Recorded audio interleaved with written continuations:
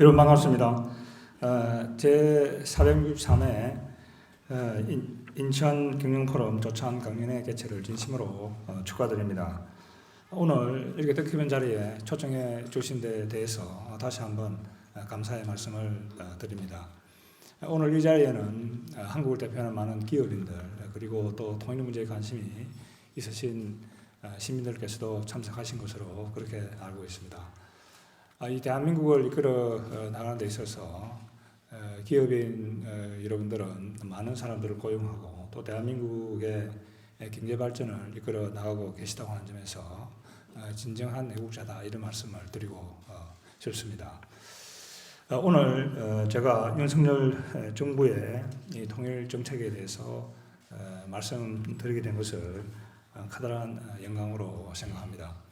여러분 역시 가장 관심이 많으실 것은 역시 어제 윤석열 정부가 북한의 계속되는 도발에 대응을 해서 2018년 9월 19일 날 남북이 합의한 9.19 남북군사 합의서의 1조 3항 일부 조항을 이 국무회의를 통해서 효력을 정지를 시켰습니다.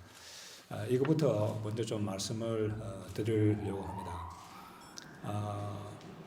원래 이 국가들이라든지 혹은 경쟁이나 적대 관계에 있는 그런 실체들 사이에 군사적인 합의가 이루어지게 될 때 가장 중요한 것이 서로의 군사적인 움직임을 볼 수 있는 정찰, 감시, 이런 검증 그런 기능이 되겠습니다. 여러분 냉전을 평화적으로 종식시킨 미국의 전 레이건 대통령이 유명한 이야기를 하셨습니다. 어떤 얘기를 했냐면은 신뢰하라, 그렇지만 검증해라 이런 이야기를 했습니다. 상대방을 합의를 하면서 신뢰를 하지만은 그 신뢰가 제대로 지켜지는지를 항상 검증을 해야 된다. 그러니까 이 남북 군사 분야 합의서를 보게 되면은 지금까지 국가들 사이에 혹은 그런 실체들 사이에 맺어진 그런 합의의 어떤 내용과 정신과는 완전히 다른 그런 내용을 거기에 담고 있습니다. 그러니까 대표적인 것이 그 합의서 내용을 보게 되면은 우리 군이 가지고 있는 무인기 혹은 고정익, 그다음 해전익 이런 정찰 자산을 휴전선 이남 15km, 10km 내에서는 가동을 하지 못하게 한다고 하는 것이죠. 그러니까 이것은 북한 내부를 들여다보고 북한도 우리를 들여다보고 그렇게 해서 이게 이 합의가 제대로 지켜지는지를 우리가 봐야 되는 것이죠. 근데 그걸 애시당초부터 못하게 한다고 하는 것은 이 9.19 군사분야 합의 자체가 처음부터 문제점을 안고 있다 하는 것을 보여주는 것이다 하는 것이죠. 그래서 정부가 어저께 그 정찰 자산의 활동을 못하게 했던 그 조항을 효력을 정지를 했습니다. 그러니까 이게 지금까지 군단이나 사단급의 정찰 자산이 북한 DMZ 이북에 있는 북한 지역에 있는 장사정포라든지 이런 것들을 보지를 못하니까 우리 군으로서는 또 우리 국민들의 어떤 안전에 심각한 위해가 생기게 되었다는 얘기죠. 얼마 전에 가자 지구에 있는 하마스가 5,000발의 로켓을 이스라엘 쪽으로 발사를 했습니다. 북한이 전진 배치되고 있는 이 장사정포가 발사가 된다고 한다면 그건 순식간에 수십만 발이 인천이나 서울 지구로 날아오게 되겠다는 얘기죠. 그래서 우리 군이 지금까지는 9.19 군사분야 합의가 이루어지기 전까지는 그것을 매일같이 보고 있었습니다. 그 장사정포가 그 경도 진지 안에 들어가 있는데 그것이 나와 있는지 아니면 거기 들어가 있는지 매일같이 그걸 체크를 하고 거기에 대비를 해 두고 있었습니다. 그래서 그게 이제 결국은 억제가 되어 있다고 하는 얘기죠. 그러니까 북한이 만약 그걸 발사하기 위해서 경로에서 끌어내는 한 10분 정도 걸린다. 그럼 우리가 그걸 포착을 해가지고 그걸 우리가 가지고 있는 다연장 로켓이나 이런 걸 가지고 이제 그걸 타격을 할 수 있는 거죠. 그래서 그게 이제 억제력이 된다고 하는 얘기죠. 그런데 2018년 9.19 그 남북 군사 분야 합의서라고 하는 것은 그것을 못하게 한다고 하는 것이죠. 자, 그렇게 해놓고 어떤 일이 벌어졌는가? 북한은 그 합의를 지키질 않습니다, 여러분.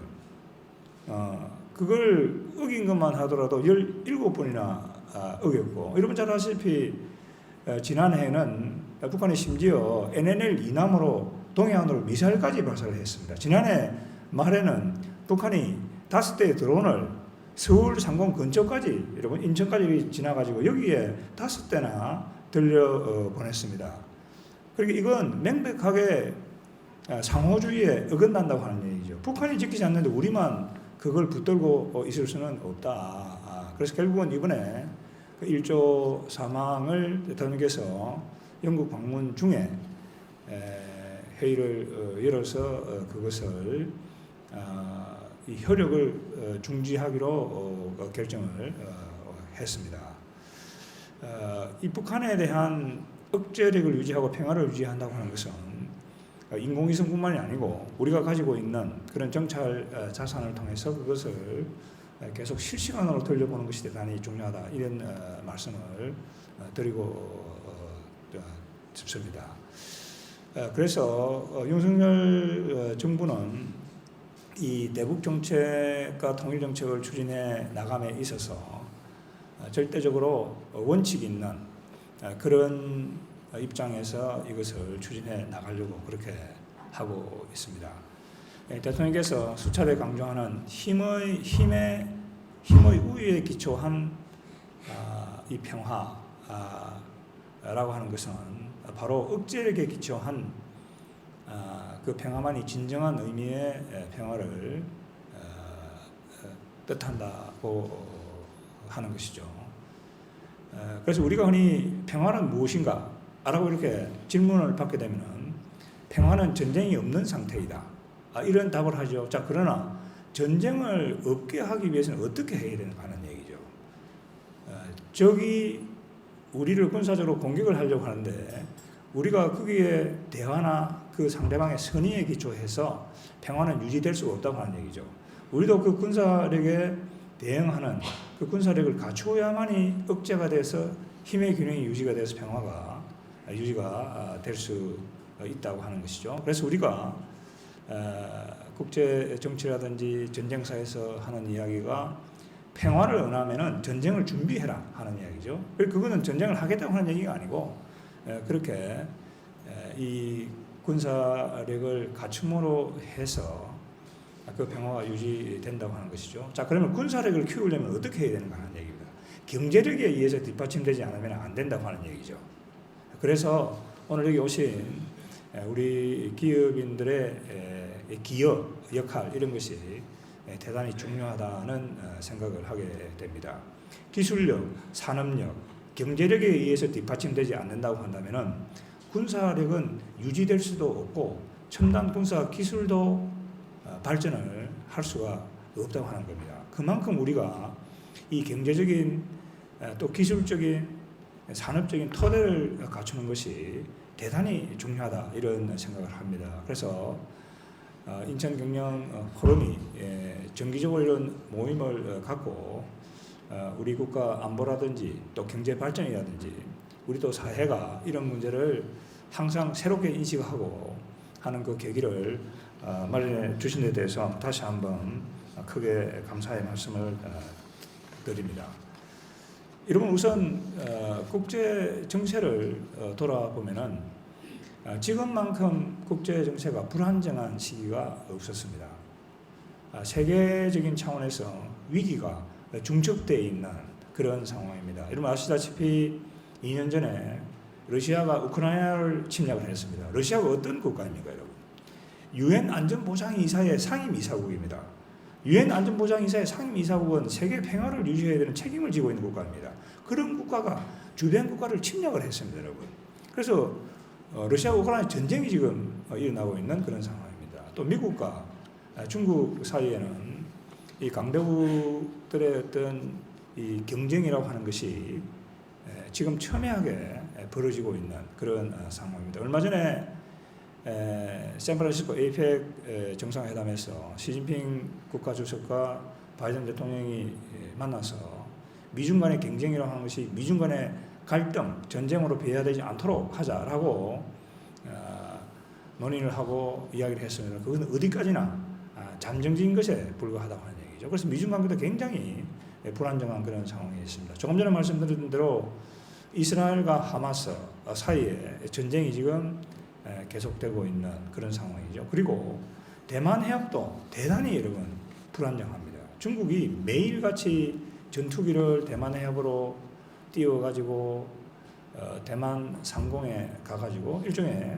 힘빼기 무력 시위를 계속하고 있는 그런 상황입니다. 북한도 지난해 올해 100발 이상의 미사일을 도발을 했습니다. 전례 없는 이 안보 위기가 중첩되고 있는 그런 상황입니다. 더군다나 북한이 어저께 새벽에 써 올린 그 ICBM 위에 그 정찰 위성을 탑재를 했죠. 그건 러시아의 이제 군사적인 지원을 받아가지고 그게 이제 어느 정도 성과를 내는 그런 모습도 보여주고 있습니다. 그러니까 이 북한과 러시아가 결착을 하고 또 북한이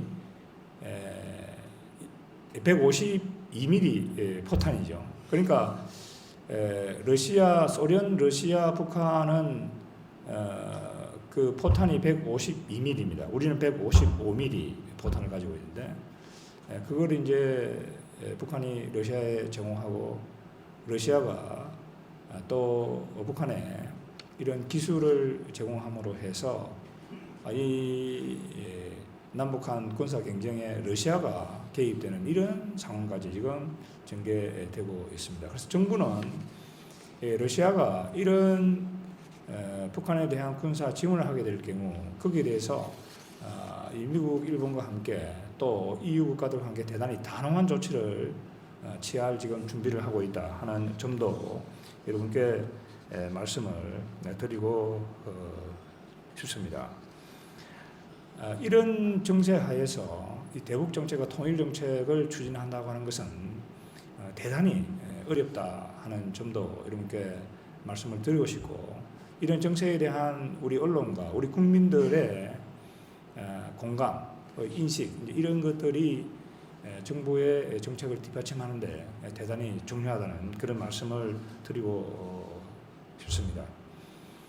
우리가 통일이라든지 대북 정책을 이야기할 때 지금까지는 우리가 지향해 나가야 될 방향이나 원칙이 불분명했다 이런 생각을 하게 됩니다. 그래서 윤석열 정부 들어서는 우리 모두가 이제는 대한민국 헌법 정신으로 되돌아가야 된다.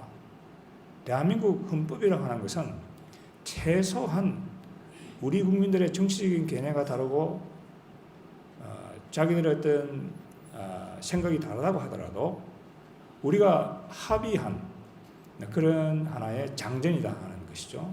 우리 대한민국 헌법 제4조에는 대한민국의 통일은 자유민주적 기본 질서에 입각한 평화적 통일이 되어야 된다. 이렇게 이야기를 하고 있습니다. 이 통일은 평화적으로 이루어져야 된다고 하는 얘기죠. 자, 그러나 그 평화 통일이라고 하는 것이 지향점이나 뚜렷한 이념적인 근거가 없다고 하는 것이 아니죠. 자유민주주의에 기초한 그런 통일이 되어야 된다고 하는 얘기죠. 한반도 전체에 살고 있는 북한 주민들이 모두 자유와 인권을 또 복지를 누릴 수 있는 그런 방향으로 통일이 이루어져야 된다고 하는 것을 대한민국 헌법이 분명하게 이야기를 해주고 있다고 하는 겁니다. 그래서 윤석열 정부는 우리가 다시 이 헌법의 정신으로 되돌아가야 된다. 이 헌법 4조의 정신에 되돌아가서 우리가 이 원칙을 분명히 하고 통일정책을 추진해 나가야 된다 하는 겁니다. 이 연장선상에서 통일부는 지난 8월 달에 캠프 데이비드에서 한미일 정상회담이 열렸을 때 이 한미일 정상선언에 이 헌법 4조의 정신이 담겼으면 좋겠다, 이런 요청을 했습니다. 그래서 한미일 정상회담에 여러분 잘 아시고 계시지만은 자유롭고 평화로운 통일 한반도를 한미일 정상이 지지한다라고 하는 그 내용이 거기에 포함이 되어 있습니다. 자유롭고 평화로운 통일 한반도, 자유롭고 평화로운 통일 한반도로 하는 그것은 바로 우리 헌법 제4조의 정신을 반영하고 있는 것이다, 이렇게 봐야 되겠습니다. 지금까지 미국이 자유로운 통일에 대해서 지지를 표명한 적이 있습니다. 박근혜 대통령 계실 때 2013년 한미 정상회담이 있었고, 2009년 이명박 대통령과 당시 오바마 대통령 사이에 또 그때도 그런 문구가 들어간 적이 있습니다. 자, 일본이 대한민국의 대한민국 중심의 자유통일을 지지한 것은 이번이 처음입니다. 여러분. 공개적으로 지지한 것은 처음입니다. 이건 대단히 획기적인 일이다, 이렇게 말씀을 드릴 수가 있고, 일본이 자유로운 이 평화통일을 지지하고 놓은 것은 한일 관계를 개선하겠다고 하는 윤석열 대통령의 용기 있는 결단이 크게 영향을 미쳤다, 이렇게 우리가 볼 수가 있겠습니다. 그래서 앞으로 정부는 이 캠프 데이비드 선언에 나와 있는 자유로운 이 평화 통일이라고 하는 이것을 정상회담이라든지 국제회의 계기 때마다 계속해서 강조해 나갈 그럴 계획으로 있습니다. 그래서 대한민국 중심의 이 평화 통일을 하는 그것을 우리가 공론화시키고, 이것이 이제 통일 외교의 가장 핵심적인 그런 것이 되어야 되겠다, 이런 생각을 하게 됩니다.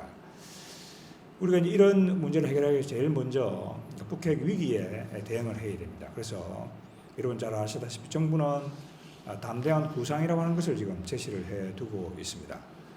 담대한 구상이라고 하는 것은 북한이 핵과 관련된 협상 테이블에 나오게 될 경우에는 북한이 비록 핵을 완전히 폐기하는 단계에 가지 않는다고 하더라도 북한의 자원, 그리고 그것과 함께 이 한국이 북한의 식량을 지원하고 북한 주민들의 생활을 개선할 수 있는 그런 방향으로 문제를 풀어나가겠다 하는 것이죠. 이제 그것이 정부가 이야기하는 담대한 구상이다. 그리고 이 북한이 대화에 나오게 하기 위해서는 결국은 윤석열 정부가 추진하고 있는 것이 3D라고 이렇게 부릅니다. 디터런스, 억제력을 우리가 강화하고, 그다음에 북한이 계속해서 사이버 해킹 이런 걸 합니다. 해킹을 해서 사이버 마니를 탈취를 해가지고 그것을 불법적으로 바꾸어가지고 또 핵과 미사일을 갖다가 개발하기 때문에 그걸 우리가 이제 단념시키는 디스웨이전 이렇게 부릅니다. 그래서 그걸 못하게 우리가 이제 한미일이 공조하고 EU도 공조를 해서 노력을 하고 있어요. 그렇게 해서 결국은 북한이 대화에 나올 수밖에 없는 그런 여건을 만들어 가려고 합니다. 사업을 하시는, 또 기업을 하시는 분들이기 때문에 누구보다 잘 아실 겁니다. 어떤 일을 하기 위해서는 여건을 조성해 나가는 게 대단히 중요합니다. 그래서 정부의 담대한 구상을 통해서 그런 여건을 조성해 나가려고 노력을 하고 있습니다. 그 다음으로 정부가 중점 과제로 추진하고 있는 것이 북한 인권의 개선입니다. 인권이라고 하는 것은 보편적인 가치입니다. 인권이라는 것은 인간의 존엄성과 관련된 것으로서 모든 인간에게 적용되는 보편적인 가치입니다. 그런 관점에서 정부가 북한 인권 문제의 실질적인 개선을 위해서 많은 노력을 기울이고 있습니다. 국제사회와 공조를 하고 있고, 그리고 지난 정부에서는 유엔에서 지금 계속 채택되고 있는 유엔 북한 인권 결의안에도 거기에 참여를 하지 않았습니다. 윤석열 정부는 EU라든지 자유주의 국가들과 함께 북한 인권 개선을 위한 그 결의안에 계속해서 참여를 하고 있습니다. 그리고 12월 말에 정부가 북한 인권 문제를 해결하기 위해서는 북한 인권 로드맵을 제시할 계획으로 있습니다. 그리고 국회에 지금 예산을 요청을 해서 일부가 승인이 되었습니다. 국립북한인권센터도 우리가 출범을 건립을 해서 그것이 이제 국내에 북한 인권 문제를 진작시키는 그런 허브가 되기 위해서 노력을 하고 있습니다.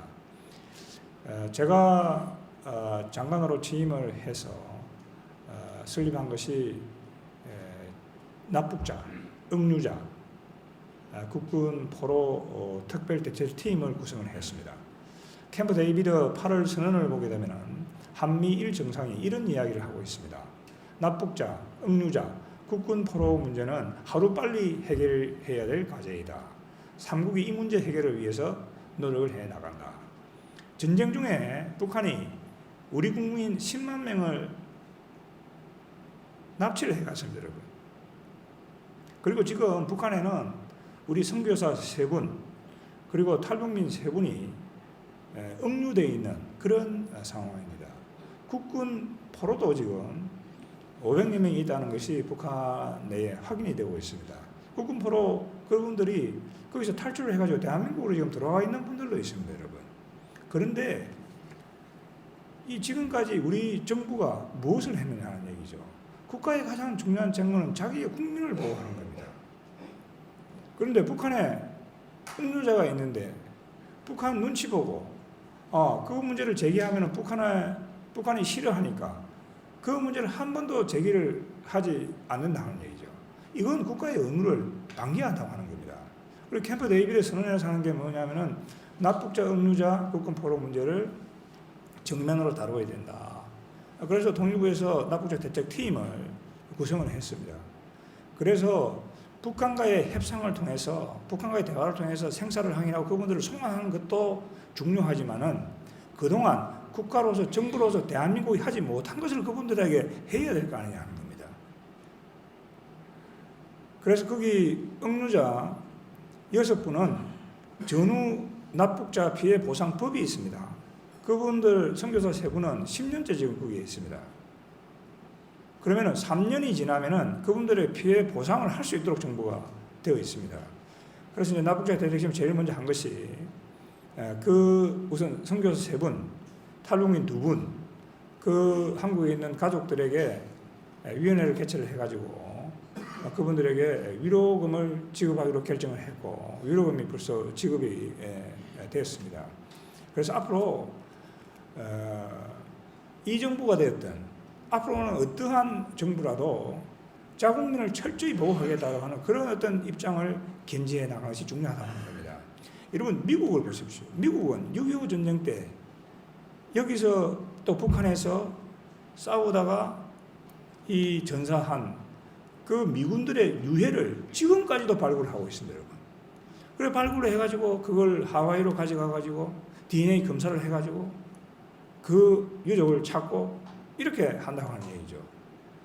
그 전사한 사람들의 그것까지도 다 찾는데, 그죠? 국가라고 하는 것이 이 억류되어 있고 납치된 그런 사람들에 대해서 무관심하다. 이것은 있을 수가 없다고 하는 겁니다. 얼마 전에 몇 년 전에 어떤 정부는 말이죠. 한국에 있는 비전항 장기수 60여 명을 북한에 보냈습니다. 근데 왜 거기 억류되어 있는 한국 국민은 한 사람도 데려와야 되겠다. 북한에 그 협상도 못하는 겁니다. 그죠? 대한민국이 그런 수준의 국가는 더 이상 아니다 하는 겁니다. 북한에 당당하게 요구할 것은 하고 원칙을 가지고 그죠? 이런 문제를 처리해 나가는 것이 중요하다는 겁니다. 왜 젊은 세대들이 통일 문제에 관심이 없는가 하는 겁니다. 통일에 대해서 왜 무관심한가 하는 얘기죠. 젊은이들의 생각은 다르다는 겁니다. 제가 대학에서 우리 학생들을 가르치면은 우리 젊은이들은 자유, 인권, 법치 이런 것들을 중시하고 공정해야 되고 그런 것들이 실현되는 남북 통일이 돼야 된다는 얘기죠. 그런 것들이 이 방향이 없는 내가 누리고 있는 자유를 희생하면서까지 통일해야 되겠다. 그거 통일은 못하겠다 하는 겁니다. 우리 젊은이들의 생각은. 그러니까 이 기성세대가 이 자라나는 세대들의 어떤 생각의 변화를 우리가 잘 반영하는 것이 대단히 필요하다 하는 겁니다. 그러니까 우리 젊은이들이 볼 경우에는 아니 국가라고 하는 것이 자기 국민이 북한에 납치되어 있는데 북한 눈치나 보고 북한에 퍼다 주고 아무 소리 못하고 말이죠. 그리고 북한이 한국에 대해서 입에 담을 수 없는 욕을 하고 개성공단에 있는 그 남북연락 사무소를 폭발을 하고 그래도 아무 소리 못하고 말이죠. 이런 것은 있을 수가 없다고 하는 겁니다, 여러분. 그래서 앞으로 우리가 이 올바른 방향의 통일을 추진해 나가고 젊은 세대들의 지지를 얻고 그렇게 하기 위해서는 우리가 분명한 입장과 원칙을 가지고 그렇게 해서 나가야 된다고 하는 것이죠. 그리고 2019년에 동양으로 2명의 납북자가 여러분 왔습니다. 그들이 물론 문제가 있었지만 그들이 한국에 와서 한국에 기순을 하겠다는 의사를 밝혔음에도 불구하고 그들을 강제로 북송을 했다고 하는 것은 그들을 사지로 내모는 것 아닙니까? 그런 일이 도대체 자유 대한민국에서 어떻게 일어날 수 있습니까? 그게? 제가 며칠 전에 유엔군 사령부를 방문해 유엔군 사령관을 만났습니다. 그러니까 당시 유엔군 사령부 이 DMZ를 관리하고 있는 유엔군 사령부도 도대체 이해를 할 수 없다는 거죠. 그러니까 유엔과의 행식적인 협의를 거쳐서 그거를 통과를 하긴 했지만은 협의를 한다고 하는 것은 그 사람들이 어떤 이유에서 북한으로 갔는지에 대해서 충분하게 유엔군 사령부에 설명을 해야 될 거 아닙니까? 그리고 설명을 하지 않고 그들의 자유의사에 반해서 그들을 강제로 북한으로 끌고 여기 끌고 가지고 판문점까지 끌고 가지고 그들을 갖다가 등을 떠밀어 가지고 북한으로 보낸다? 미국이 납득할 수 있겠습니까? 국제사회가 납득할 수 있겠습니까? 아니 세계 10위의 경제력을 가지고 있는 대한민국이 그런 일을 한다. 그거를 국제사회가 여러분 납득할 수 있겠습니까? 그래서 제가 유엔군 사령부를 방문해서 앞으로는 우리 정부와 유엔군 사령부가 긴밀하게 협의해 나가자. 그리고 정전협정에 보게 되면은 이 DMZ에 관할 건은 유엔군 사령부에 있습니다, 여러분.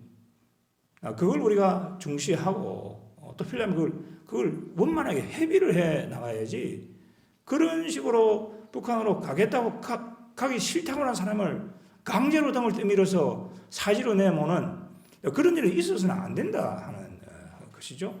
자, 그렇게 그런 일이 일어난다면 대한민국 국제사회에 대해서 무슨 이야기를 여러분 할 수가 있겠습니까, 여러분? 제가 2012년에 이 인권 대사를 했습니다. 제가 유럽에 가서 이렇게 인권 회의에 참석을 해보면은 저는 참 그때 이상한 생각이 질문이 하나 생깁니다. 왜 저 유럽의 국가들, 영국이나 이 유럽 국가들은 자기들하고 아무 관계 없는 북한의 인권에 관심을 가질까? 제가 그때 생각을 해서 내린 결론이 뭐냐면은 이 나라가 선진국이어서 그렇다는 겁니다. 이게 선진국이니까 인권 문제를 보편적으로 보는 겁니다. 영국 내에 있는 사람만 인권을 누려도 되나? 그게 아니다는 얘기죠. 북한에 있는 사람도 그런 인권을 누리고 자유롭게 살 수 있는 여건이 조성이 돼야 된다 하는 이제 그런 입장을 그들이 가지고 있다는 얘기죠. 대한민국도 이제는 세계 10위의 경제력을 가지고 있기 때문에 거기에 맞는 정신력, 그다음에 규범 이런 것들에 대해서 우리가 다시 생각해야 되는 그런 시기가 왔다 이런 생각을 합니다. 우리가 흔히 이런 이야기를 듣습니다. 저 사람 참 생각 없는 행동을 한다. 그러나 생각이 없는 행동은 없습니다, 여러분. 그 행동이 잘못되어 있을 수는 있어도 생각이 없는 행동은 없습니다, 여러분.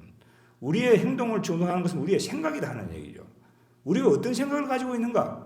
그것이 중요하다고 하는 겁니다. 그것이 바로 우리의 정책으로 나타나고 전략으로 나타나고 또 기업의 여러 가지 어떤 그런 그 활동으로 생산 활동으로 나타난다 이렇게 생각을 합니다. 우리가 그 어느 때보다도 이 생각을 바르게 정리하는 것이 중요하다고 하는 겁니다. 국가 지도자부터 그리고 우리 사회의 어떤 어느 정도 위치에 있는 그런 사람들부터 생각을 바르게 해야 된다는 얘기죠. 특히 이 북한 인권 문제를 우리가 바라볼 때 이제 그런 생각을 하게 여러분 됩니다. 그래서 여러분 잘 아시는 임마누엘 칸트라고 하는 유명한 독일의 사상가가 인간은 수단이 아니다. 인간은 그 자체로서 목적이다. 이런 이야기를 했습니다. 그래서 그 칸트의 사상이 1948년 유엔 인권 선언으로 되고 모든 사람이 존엄성을 누려야 되고 인권은 보편적인 가치에서 추구되어야 된다는 겁니다. 북한 주민들은 우리 동포다 하는 것이죠. 우리가 누구보다도 그들에게 관심을 갖는 것이 필요하다는 생각을 합니다.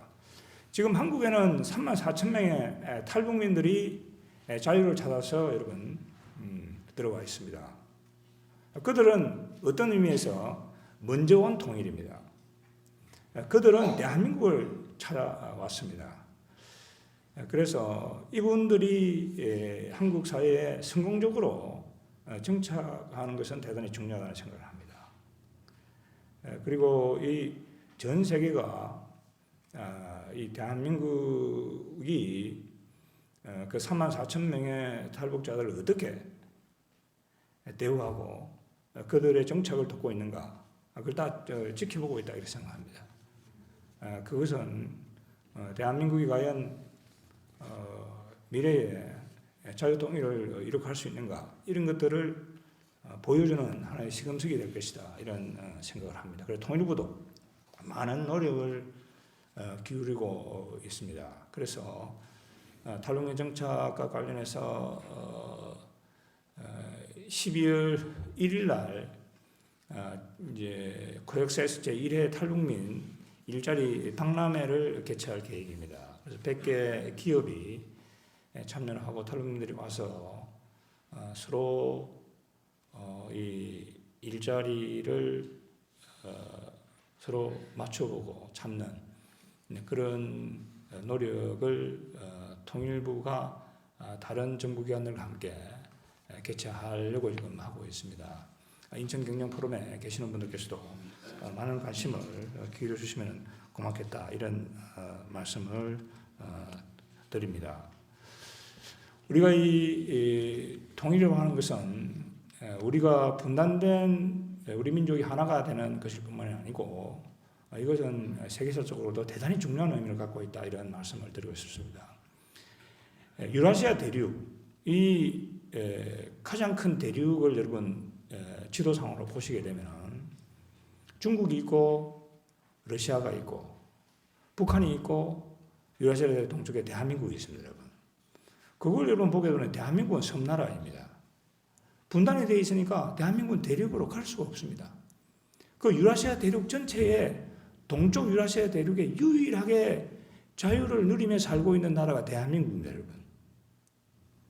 그러니까 이 대한민국의 위치는 대단히 위태로우면서도 이 대한민국이 가지고 있는 이 상징성 이런 것들은 세계사적으로 대단히 중요하다는 생각을 합니다.